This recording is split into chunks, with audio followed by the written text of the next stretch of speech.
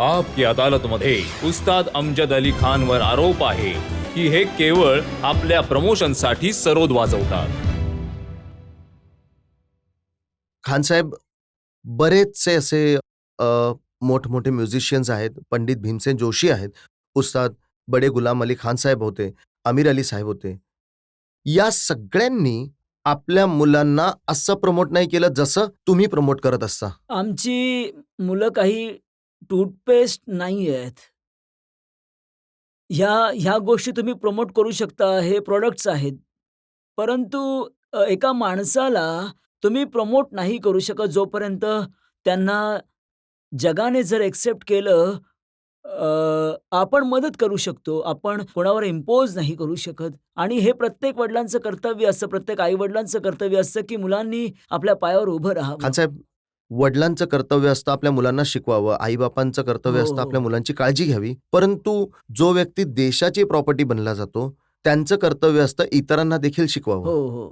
परंतु तुम्ही तुमचे शिष्य केवळ 2वरच लिमिटेड केले, अमाल आणि आयान. नाही, असं नाहीये. माझे शिष्य संपूर्ण जगतामध्ये आहेत आणि प्रत्येक प्रांतामध्ये आहे आणि ते क्लासिकल म्युझिकमुळेच ते जिवंत आहेत. क्लासिकलमुळेच त्यांना नोकरी मिळाली आहे आणि ते परफॉर्मन्स देत आहेत. मिसेस शोभा दीपक सिंग ज्या श्रीराम भारती कला केंद्राच्या डायरेक्टर आहेत, हो. त्या एका जागी म्हणाल्या की बरेचसे जेन्युइन आर्टिस्ट आहेत. त्यांनी नावं दिली टोनी बोस, संजय शर्मा, विश्वजीत रॉय चौधरी. हो, हो. हे सगळे लोक सरोद वाजवणारे लोक होते. तुम्ही त्यांच्यावर तितकंच लक्ष दिलं असतं जितकं आपल्या मुलांवर लक्ष दिलं होतं, तर ते आणखी मोठे कलाकार बनू शकले असते. नाही, तुम्ही ह्या तिघांची नावं घेत आहात. मी तर एकदा दिल्ली शहरामध्ये 40 सरोद वादकांना प्रमोट केलं होतं.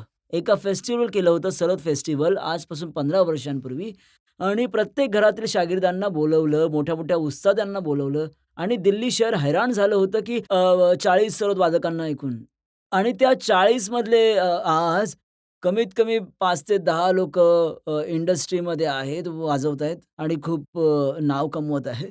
परंतु डॉमिनेशन केवळ तुमच्या कुटुंबाचंच आहे. नाही, मी थांबवू शकत नाही कुणालाच.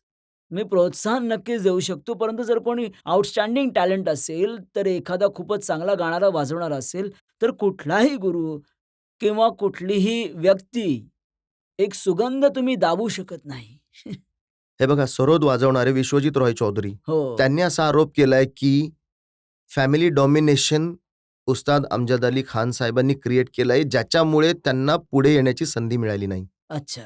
ज्यांना पुढे यायचं असेल, जो खरंच टॅलेंटेड असेल, तो नक्कीच पुढे येईल ना. परंतु जेव्हा तुम्हाला कॉन्सर्ट करण्याची संधी मिळते आणि तुम्ही अशी अट ठेवता की माझ्या 2 मुलांबरोबर पॅकेज डील असेल, तर दुसऱ्या कोणाला कशी संधी मिळेल? नाही, नाही, असं नसतं.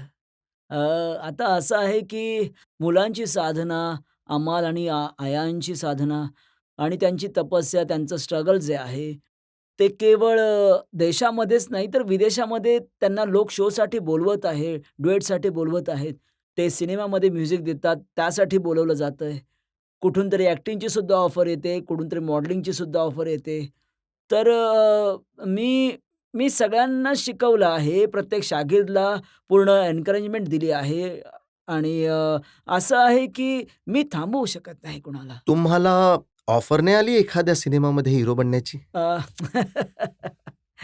एका सिनेमामध्ये मला सरोद वाजवताना दाखवलं होतं आणि एका फिल्म स्पर्श ज्यामध्ये शबाना आणि नसरुद्दीन शाह ब्लाइंड होते. तर एक ब्लाइंड माणूस एका संगीताच्या जगात राहतो, साउंडच्या जगात राहतो.